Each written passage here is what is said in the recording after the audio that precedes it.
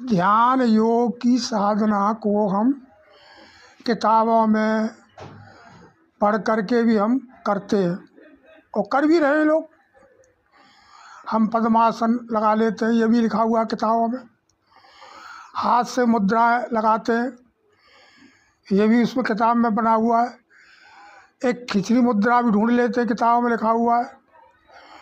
जब हाथ की मुद्रा लगा लेते हैं, खिचड़ी मुद्रा लगा लेते हैं, तो जिब्बा रुक जाती है, ओठ ही बंद हो जाते हैं। पर सवाल इस बात का है कि जो परमात्मा का सच्चा नाम है, जिब्बिया जब रुक गई, होठ भी बंद हो गए, अब हाथ ही बंद हो गए, तो उसमें प्राणों के द्वारा जो परमात्मा का जो नाम जपा जाता है, श्वासों के द्वारा उस परमात्मा का नाम जपा जाता है, उस नाम को तो सदगुरु महाराज जी बताते हैं, प्रैक्टिकल ज्ञान कराते हैं। नाम की बात में देखोगे, किसी भी धर्मशास्त्र को देख लो, पढ़ लो, कहीं भी भगवान का नाम नहीं मिलेगा। तुलसीदास जी ने खुद ही कह दिया है, कहाँ तक करूँ मैं नाम बढ़ाई, रावण सके नाम गुण गाई। तो नाम की महिमा तो तुमको किसी धर्मशास्त्र में नहीं मिलेगी।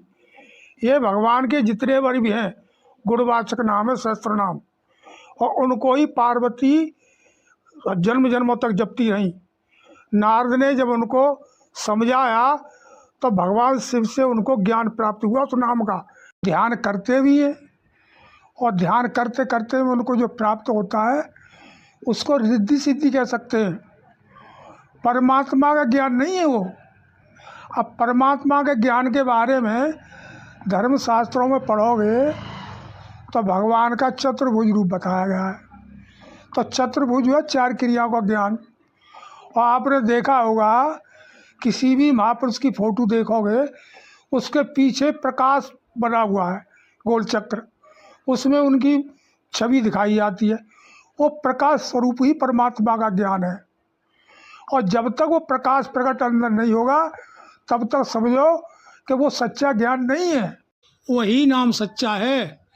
और उसके बाद में माता पार्वती की और शंकर जी की पूजा हुई, और उसके बाद में फिर कहा है, उमा सहित वे जपत महेशु, मुक्ति हेतु देत उपदेशु।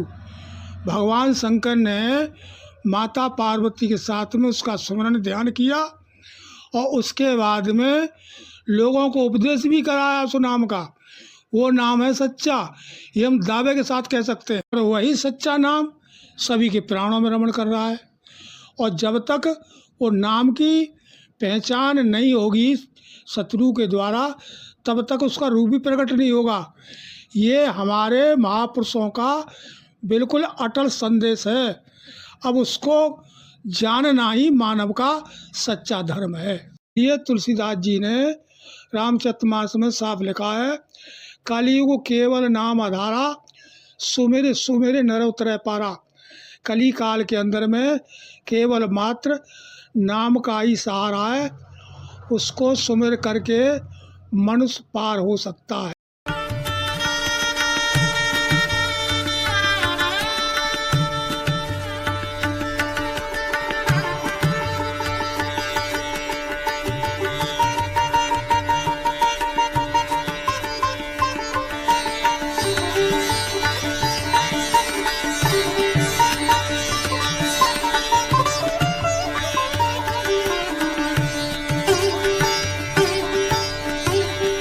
इस समय कलयुग बड़े जोरों पे है, मनुष्य रूप में नए नए आडंबर तैयार कर रहा है, मानव को भटका रहा है कि राम राम जपो, कृष्ण कृष्ण जपो, सिया राम जपो, ओम नमः शिवाय जपो, शिव शिव जपो, गायत्री का पाठ करो।